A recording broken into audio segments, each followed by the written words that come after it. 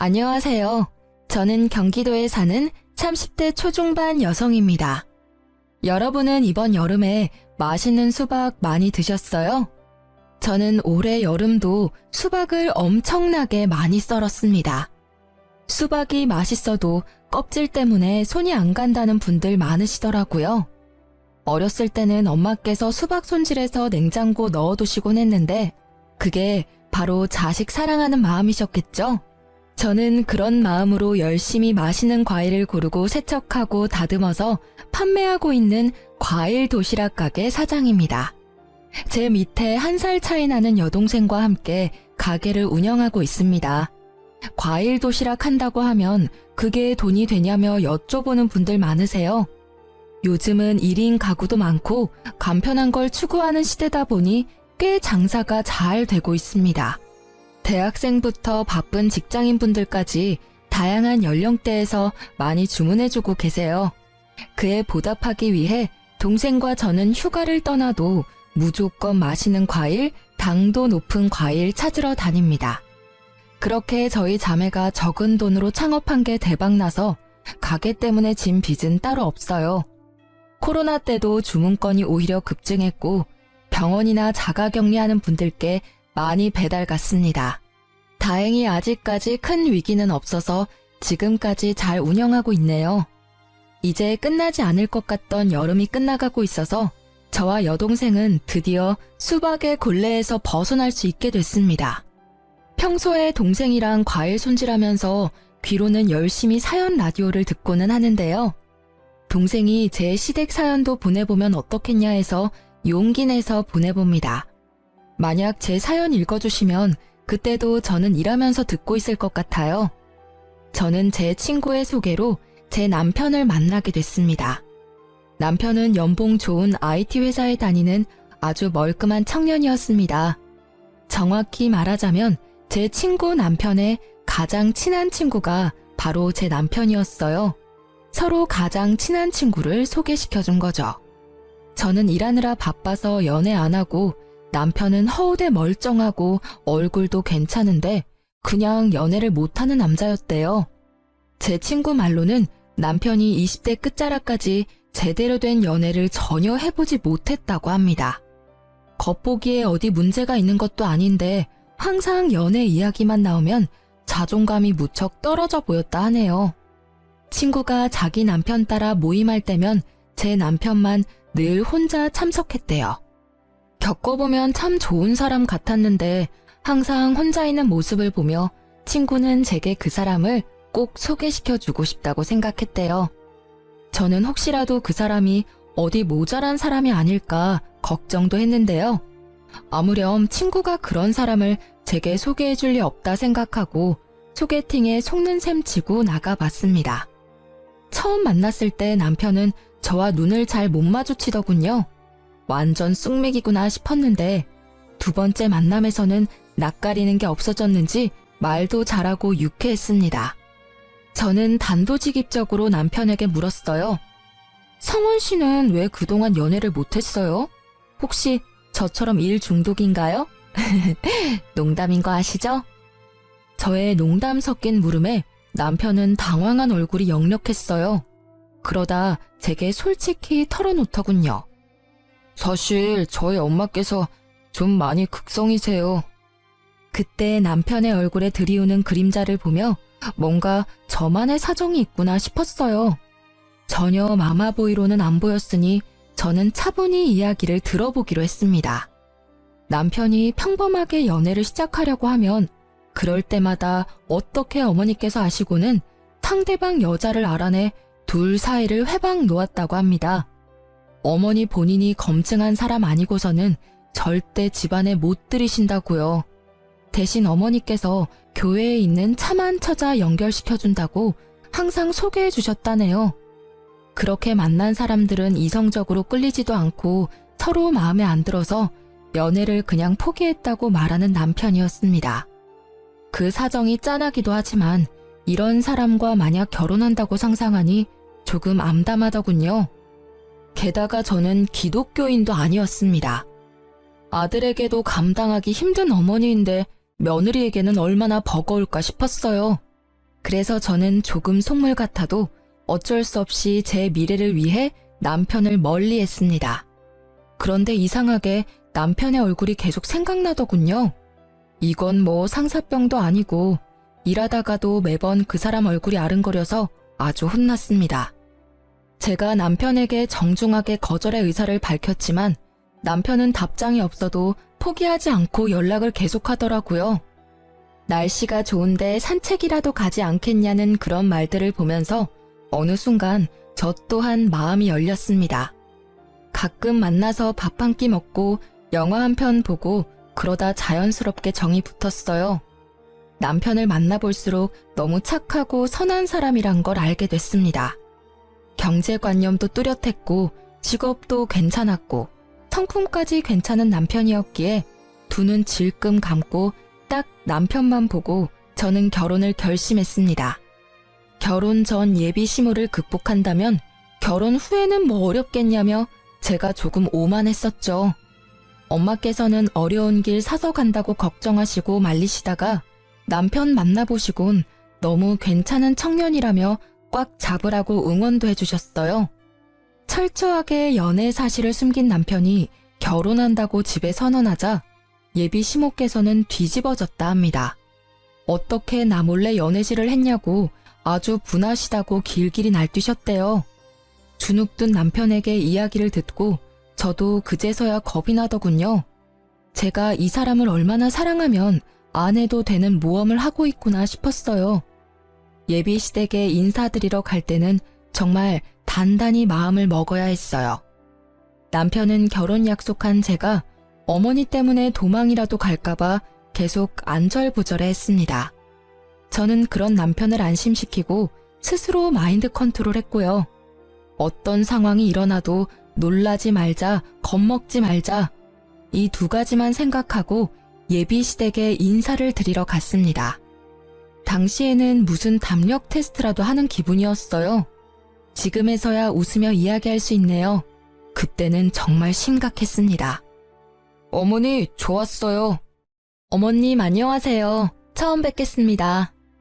예비 시모는 남편을 한번 휙 노려보시더니 이내 제게 말씀하셨어요. 그래요. 종교는 있고? 아, 어머님, 저는 무교입니다. 아, 부모님께서는? 어머니께서 불자세요. 아버지는 저처럼 무종교이시고요. 이래서 내가 교회에서 짝 만나야 한다고 한 거야. 모태 신앙에 독실한 크리스천 자매님들 두고 지금 성원이 너 뭐 하는 거니? 더 들어볼 필요도 없다. 엄마, 제가 말씀드려서 이미 알고 계셨잖아요. 이러실 거면 식사는 왜 하러 오라고 초대하셨어요? 성원 씨, 침착해. 저는 눈물이 그렁그렁한 남편을 진정시키고 말했습니다. 어머님, 성원 씨랑 저 서로 많이 사랑하고 있습니다. 이왕 여기까지 초대해 주셨으니까 조금만 예쁘게 봐주시면 안 될까요? 종교랑 무관하게 저 평생 모난 행동 하지 않고 올바르게 살았어요. 그래요? 뭐 그럼 초대했으니 맛있는 음식이라도 대접해야지. 배고프니 먹으면서 마저 이야기하자. 예비 시모는 벼란간 코웃음을 치며 갑자기 부엌에서 봉투를 들고 와서 식탁에 거칠게 내려놓았습니다. 영수증이 붙은 봉지를 보니 딱 봐도 배달 음식이었어요. 어머니, 배달시키셨어요? 아, 저희 같이 처음 인사드리는 자리인데 제가 밖에서 모시겠다고 했을 때 거절하시더니 도대체 왜 이러세요? 내가 뭘? 아가씨, 내가 배달 음식 시켜서 기분 나빠? 저는 그때 남편을 꼭 붙잡고 괜찮다며 등을 다독였습니다. 집에 초대해놓고 배달 음식 시켜놓고 기다린 예비 시모, 여러분이 보시기엔 어떠신가요? 머저리같이 거기서 또 먹었냐고 저는 엄마께 등짝을 맞기는 했어요. 하지만 기싸움하는 예비 시모께 지고 싶지는 않더라고요. 이대로 포기하면 제가 사랑하는 사람이 평생 이 굴레에서 벗어날 수 없겠구나 싶었거든요. 남편이 워낙 순한 사람이고 어렸을 때부터 엄한 어머님께 혼나면서 자라서 그런지 어머님 호통에 몸부터 굳더라고요. 상원 씨, 나 괜찮아. 냄새가 좋네요, 어머님. 땡땡 갈비찜이네요. 저 여기 갈비찜 되게 좋아해요. 배달이든 아니든 뭐가 중요해요? 어머님께서 직접 저 생각해서 메뉴 고르고 주문하신 건데. 맛있게 잘 먹겠습니다. 저는 속으로 그나마 치킨 아닌 게 어디냐며 갈비찜을 아주 맛있게 먹었습니다. 배달 음식이긴 하지만 그래도 갈비를 시키셨네 하고 머릿속을 긍정적인 생각으로 가득 채우려고 노력했죠. 제가 세상 구김살 없이 굴자 예비 남편과 함께 당황하던 예비 시모였어요. 진심으로 너무 맛있게 먹으니 예비 시모께선 이내 못마땅한 얼굴을 하시고 말씀하더라고요. 되게 얄밉게 먹는다. 복스럽게 먹는 거랑 얄밉게 먹는 건 달라요. 잘 먹는 거 보기 좋은 사람이 있고 아닌 사람이 있어. 아가씨는 그 후자에 해당하네. 체중도 좀 나가 보이는데 적당히 먹어요. 그리고 보니까 고급 입맛은 아니네. 그나마 아무거나 잘 먹어서 다행이야. 내 아들 등골 휘지는 않겠어. 네, 저 어머님이랑 입맛 비슷한가 봐요. 맛있네요.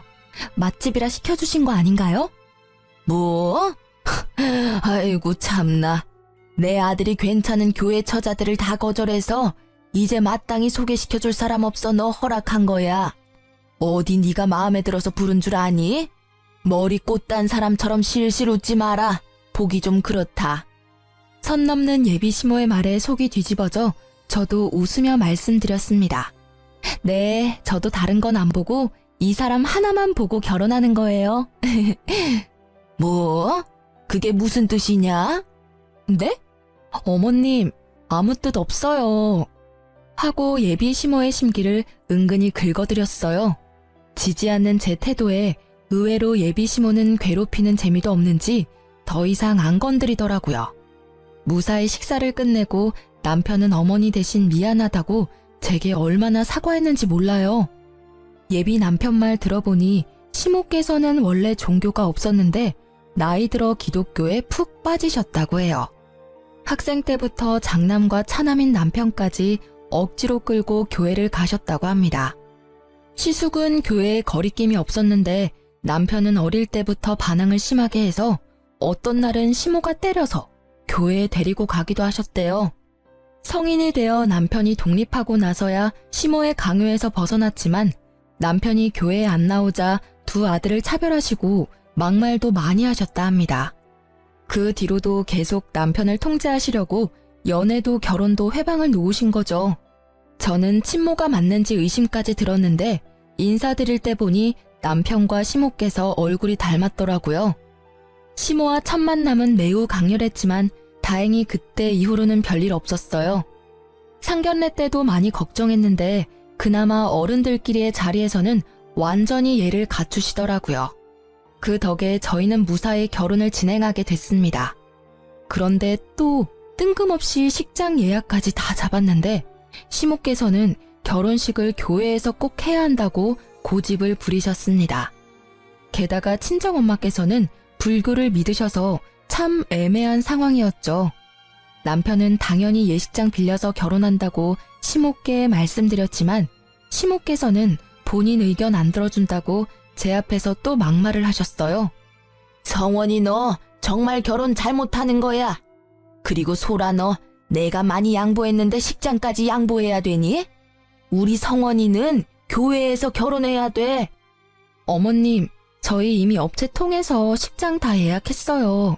식장, 드레스, 메이크업 다 묶여져 있어서 어쩔 수가 없어요.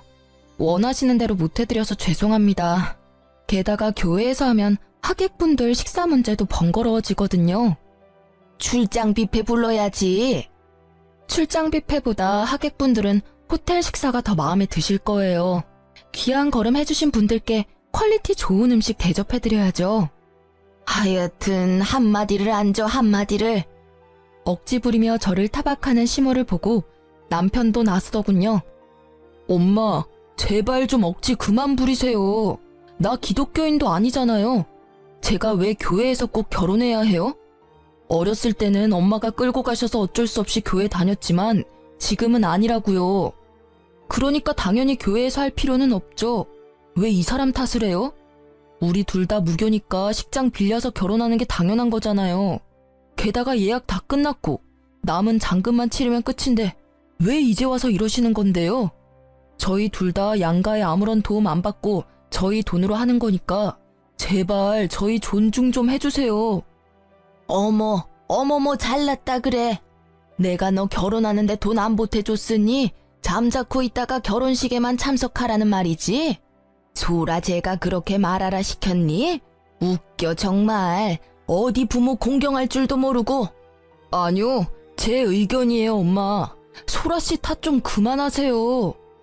교회에서 결혼해야 더 이득이라고. 결혼식을 교회에서 하면 어쩔 수 없이 신도들 참석해서 축의금 배로 들어올 텐데. 어머님, 그럼 혹시 저희 친정어머니께서 저희한테 절에서 결혼식 하라고 말하면 어떠실 것 같아요? 엄마께서 무작정 절에서 하자고 하셨어도 저는 똑같이 거절했을 거예요. 어머님 교회 신도분들도 다 모시고 절에 오실 수 있으세요? 무논리에 무논리로 반박하는 제 말에 시모께서는 말문이 막혀버리시더군요. 뭐? 아니 절에서 결혼하는 사람이 어딨어? 아유, 말을 말자.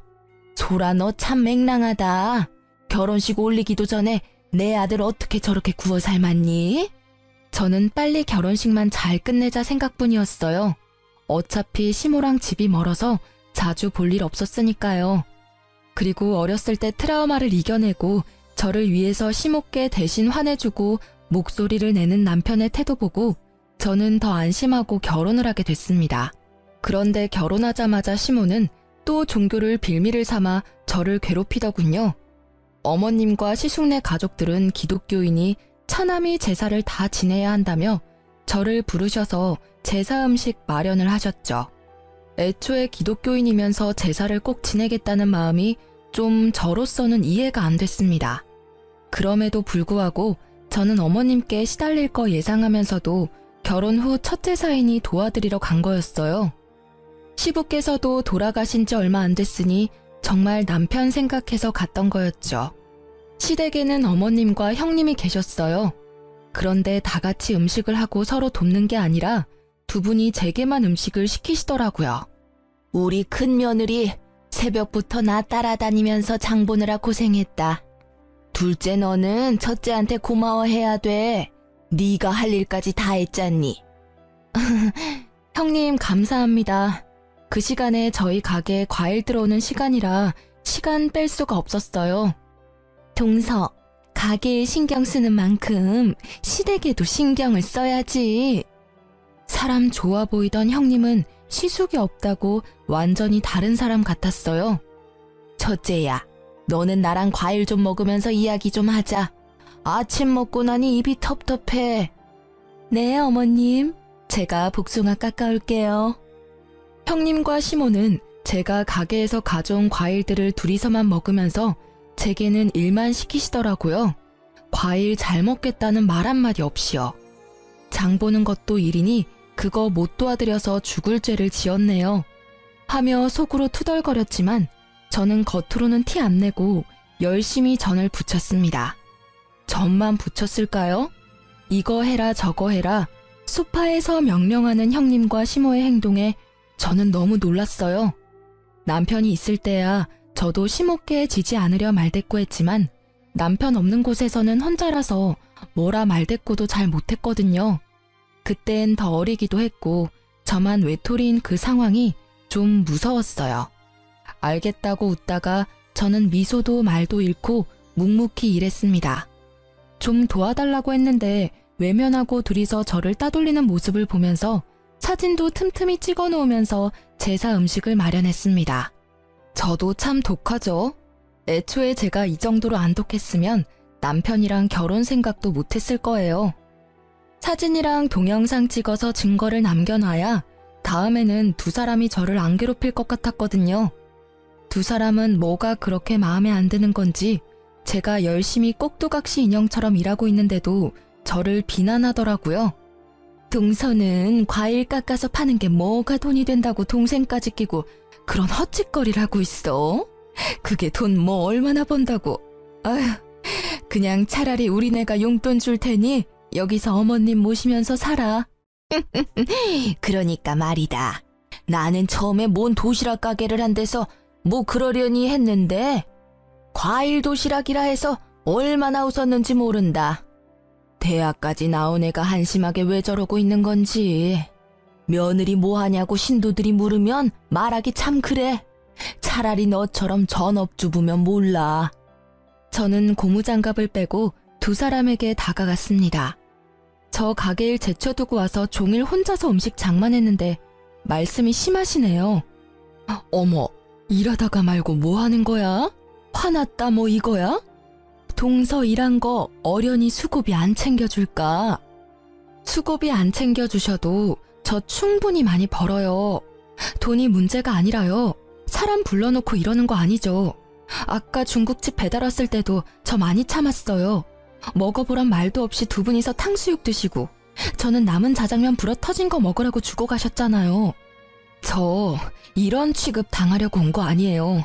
좋은 마음으로 도와드리러 왔는데 두 분 아무리 저보다 윗 어른이시라지만 이게 무슨 경우예요?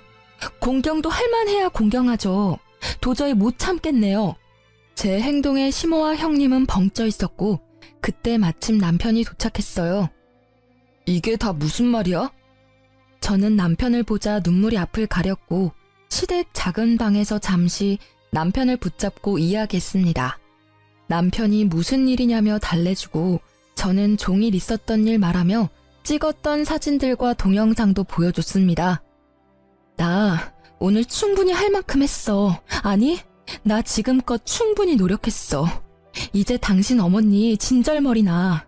오늘은 형님까지 합세하셔서 내가 오늘 얼마나 비참했는지 당신은 몰라. 형님이랑 어머님? 자기들끼리 탕수육에 잔치 벌이고 나는 일 다 하고 불어터진 자장면 주더라. 내가 아무리 독한 마음 가져볼래도 너무 서럽더라. 나 당신 하나만 보고 결혼했는데 막상 하고 나니 너무 힘들다. 이제 겨우 시작인데 내가 앞으로 버틸 수 있을지 모르겠어. 여보, 이런 취급받게 해서 너무 미안해. 이게 다 내가 못나서 일어난 일이야. 집에 가자. 다신 여기 안 와도 돼. 남편은 제 손을 잡고 작은 방에서 나와 시댁 거실 중앙에 섰습니다. 남편이 뭐라 말하기도 전에 시모가 먼저 말을 꺼냈습니다. 또 저 건방지다고 할 줄 알았는데 이번엔 또 다르게 저를 골리시더라고요. 우리 작은 며느리 손맛이 아주 좋아. 성원이 넌 결혼 잘했다. 앞으로는 소라가 전적으로 오늘처럼 시댁 제사, 시댁 행사 음식하면 되겠어. 저는 앞치마를 벗어던지고 말했어요. 온 가족이 함께하는 것도 아니고 어떻게 막내 며느리한테 일을 다 떠넘기실 생각만 하세요? 어머님 정말 실망이에요. 이 정도일 줄은 몰랐습니다. 저 이제 어머님이랑 잘 지내보려고 노력 안 할 거예요. 아니 저 대드는 것 좀 봐라. 저 맹랑한 것. 기분 안 상한 척 늘 빙구처럼 실실 웃더니 이제야 본색을 드러내네. 성원아, 너도 봤지? 남편은 그런 시모를 쳐다보지도 않은 채 외면하며 말했습니다. 오늘부로 저 이 집 사람 아닙니다. 딱 이 한마디만 했을 뿐인데 남편의 선언에 시모는 뒷목을 잡으면서 쓰러지는 신용을 하더라고요. 남편에게 불쌍한 척했지만 남편은 냉정하게 굴었습니다. 이 사람 종처럼 부려먹으니까 이제 속이 시원하세요? 저 다신 이 집에 안 와요. 어머니, 이제 이렇게 부를 일도 없어요. 다신 제 얼굴 볼 생각하지 마세요. 그리고 형수님, 결혼 막 하셨을 때 제가 옆에서 얼마나 도와드렸어요. 저 생각해서라도 이 사람한테 그러시면 안 됐죠. 아유, 서방님, 저는 동서가 미워서 그런 게 아니라 어머님께서 그러시자 하시니 뜻을 따른 것뿐이에요. 악의는 없었어요. 넌 지금 내 편을 들어야지. 말을 그런 식으로 하면 어떡해? 어머님, 그게 아니라. 다들 이렇게 서서 뭐 하세요? 마침 도착한 아주버님은 사태 파악하시느라 정신 없어 보였네요. 형, 나 형도 안 볼 거야. 우리 가족 이제 제발 인연 끊고 살자. 형이 어머니 모시고 잘 살아봐. 난 진짜 더는 못해.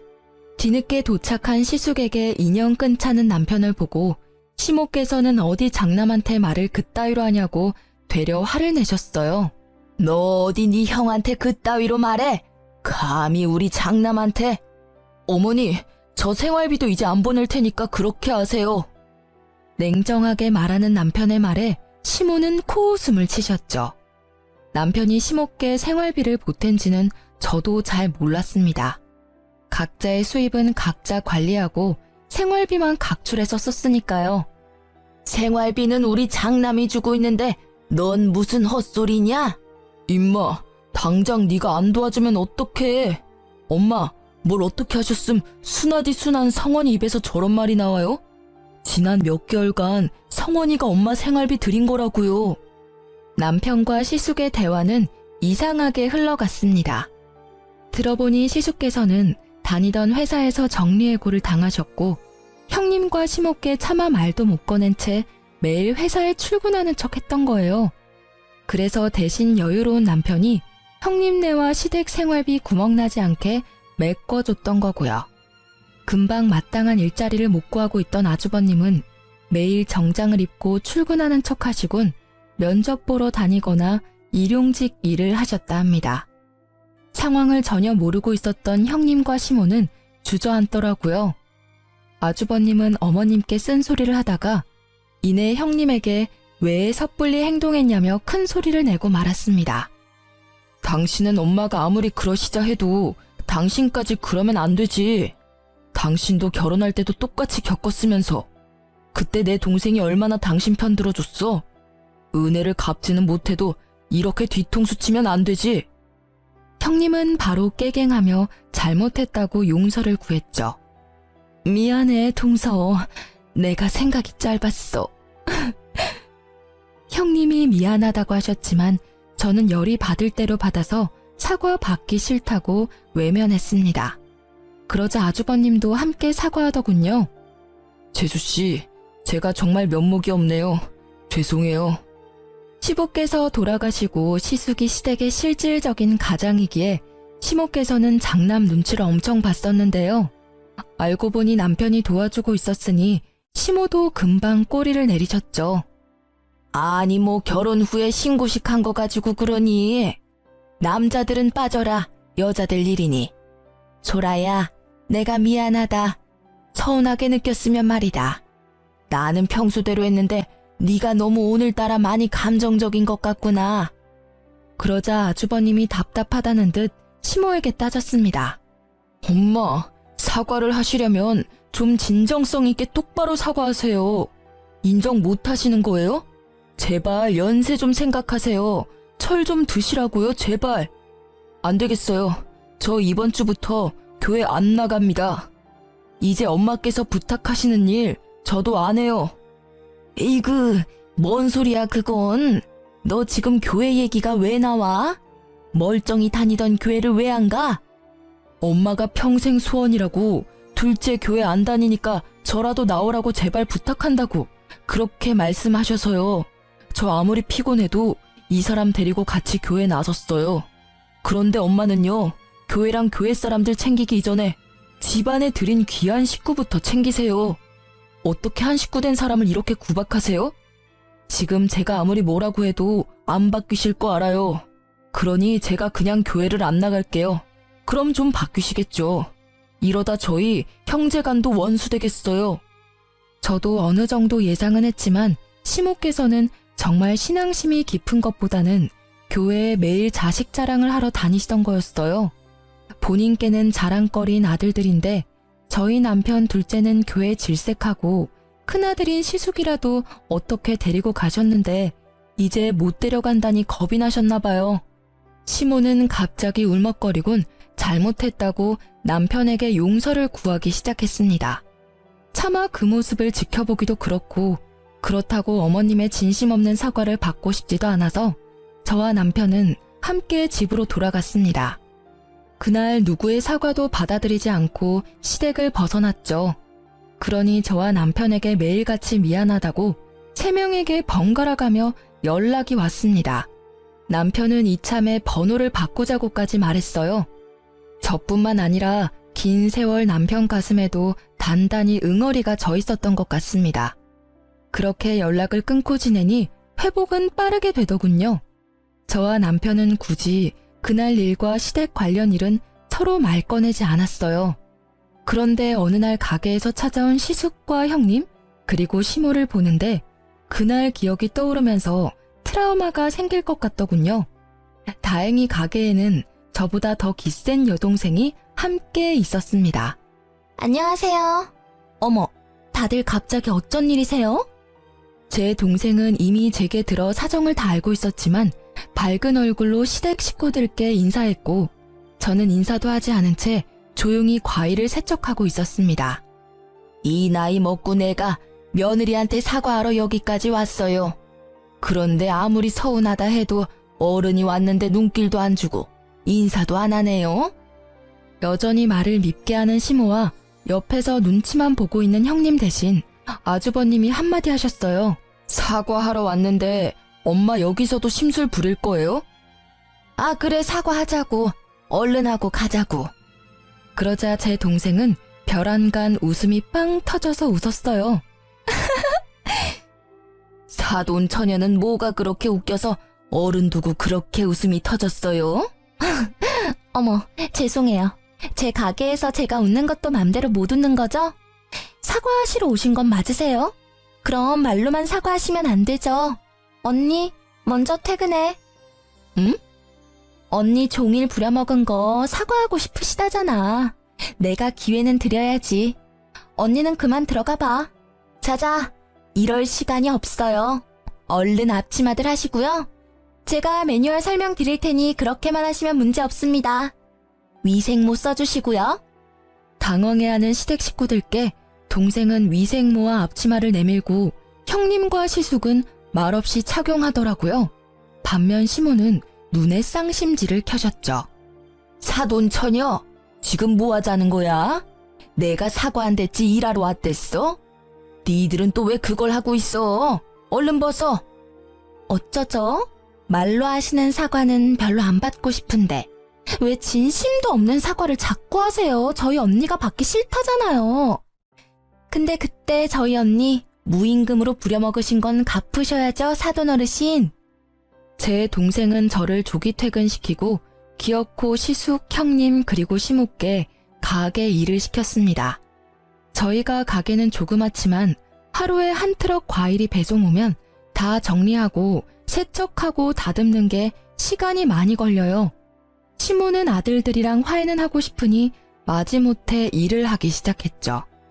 동생은 자기보다 나이 많으신 제 시댁 식구들에게 야무지게 일을 시켰대요. 이거 이렇게 힘들다고 던지시면 과일 흠집 나요.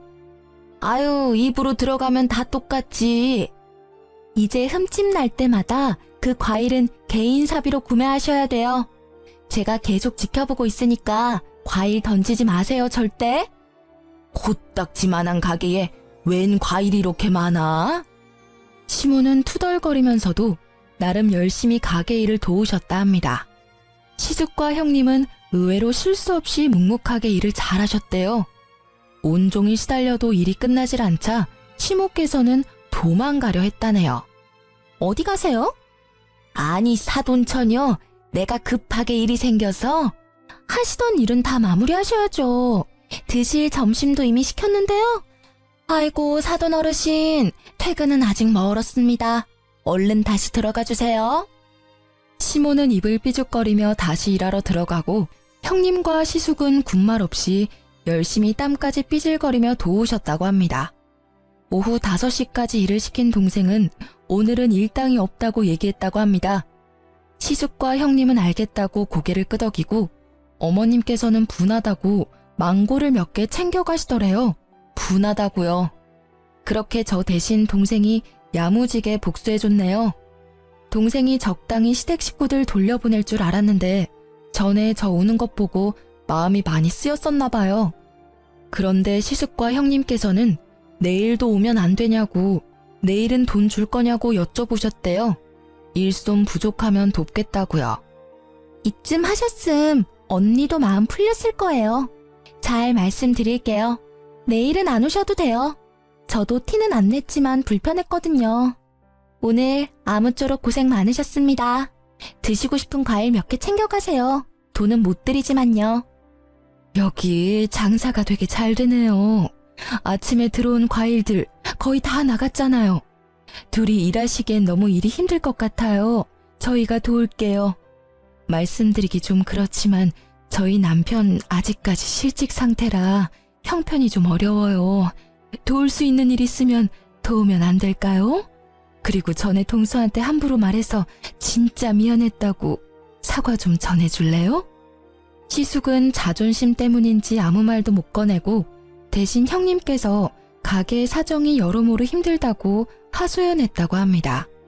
저희 동생은 냉정한 편이라 얄짤없이 다 큰 분들이 알아서 일자리 구하시라고 쫓아냈다고 합니다. 동생도 형님이 이때까지 제 욕을 어떻게 했는지 저를 통해 다 들었으니까요. 갑자기 장사 잘 되는 거 보고 혹해서 태도 바뀌는 게 아닐 것 같겠죠. 다음 날도 또 찾아와서 일하셔도 돈 못 준다 하니 형님 내외는 돈을 주지 않아도 되니 일만 시켜달라고 넙죽 엎드리더라고요. 저는 깜짝 놀라 이러들 나시라고 했죠. 왜 이러시는 거예요? 저 마음 정말 불편해요. 재수씨, 저희 일 좀 가르쳐주면 안 돼요? 난데없이 가게 일을 배우겠다고 하시는 시숙과 형님의 말에 저는 적잖이 당황했습니다. 자식들은 커가고 이 나이에 새로 취직하는 것도 너무 어렵네요. 재수씨, 이호 좀 낼 생각 없어요? 정말 염치 없지만 좀 도와주세요, 재수씨. 동서, 내가 진짜 잘못했어.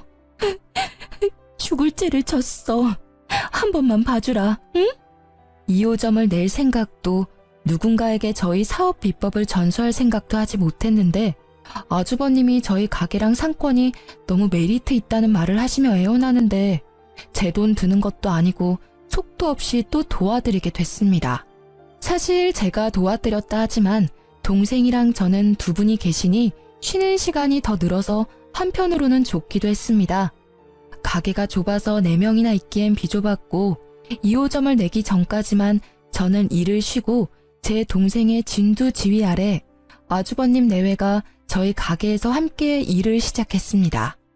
그렇게 두 분이 2달 가까이 치열하게 배우셨고 저는 그만큼 월급도 든든하게 챙겨드렸습니다. 저는 두 분이 가게에 계신 덕분에 시간이 나서 여행도 다녀왔습니다. 제가 가게에 복귀하고 더 이상 일손은 필요 없다고 말씀드리니 이때까지 정말 고마웠다며 그동안 몸은 힘들어도 일 배우는 게 너무 행복했었다고 하더라고요. 그렇지만 아직도 제가 화난 줄 알고 더 이상 갈 곳이 없어졌다며 앞날을 걱정하더라고요.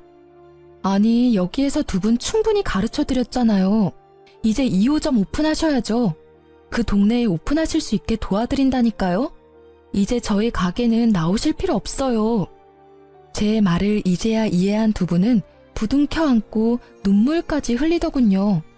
그렇게 제가 2호점 오픈까지 도와드리고 남편은 제게 대인배라 박수 쳐줬어요. 저와 달리 남편은 아직까지 형 내외와 어머님이 밉다고 연락조차 안 했거든요. 남편은 제게 미안해하면서 고마워했습니다. 여보, 내가 진짜 결혼을 잘했다. 나 믿고 결혼해달라고 졸라놓고 내가 막상 한 게 아무것도 없어서 미안해. 시모는 그 모든 과정을 지켜보시곤 크게 깨달은 바가 있었는지 그냥 하는 사과가 아니라 어느 날 가게까지 찾아와 진심으로 제게 미안했다고 사과했습니다. 소라야, 내가 너무 철없었지? 미안하다. 너 보고 내가 많이 놀랐어. 굳이 그럴 필요까지 없는데 나서서 큰아들 내외까지 신경 써주고. 나보다 네가 낫다. 성원이는 아직도 화가 많이 났지? 나도 결혼하고 의지할 곳이 많이 없었어. 근데 교회 다니면서 사람들 만나고 거기서 자식들 자랑하다 보면 내가 너무 특별해지는 기분이 들었어. 너무 행복했지. 그래서 자식들 더 괴롭혔어. 특히 교회 안 간다는 성원이한테는 더 모질게 굴었지. 이제 그렇게는 안 살려고 한다. 시모의 진심을 남편에게 전해봤지만 남편은 어머니 안 보겠다는 말이 아직 유효하다고만 말했어요. 난 아직까지 엄마가 너무 미워서 얼굴 제대로 뵐 자신이 없어. 진심으로 내가 어머니 미워하는 마음이 다 없어져야 마주할 수 있을 것 같아. 엄마도 정말 바뀌셨다면 이런 내 마음 이해하시겠지. 이제 효도는 형한테 다 맡길 거야.